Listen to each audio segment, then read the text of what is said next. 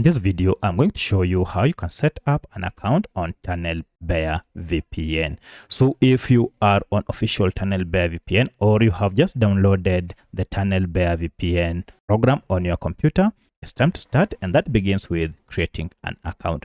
There are two ways to create an account. You can either create an account through the official TunnelBear VPN here. So if you go to login, you can log in with your account, or you can alternatively sign up here, and here you'll be required to enter your email and password to get started. It's just the same thing as it is on the app. So to create an account, I'll enter my email and then set up a password, and finally click on create an account. Here you're told you can select or choose from over 45 countries available. So you can either do this directly from here, or you can just skip this process. I'll skip, and then you need to verify your email. So for that, you need to go ahead and log into your email account and tap on verify my account.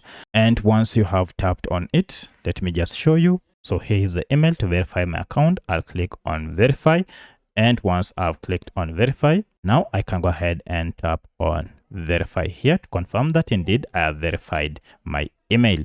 Now this will go ahead and take me to this next step, which is either to upgrade, but I don't want to upgrade, so I'll just click on close here.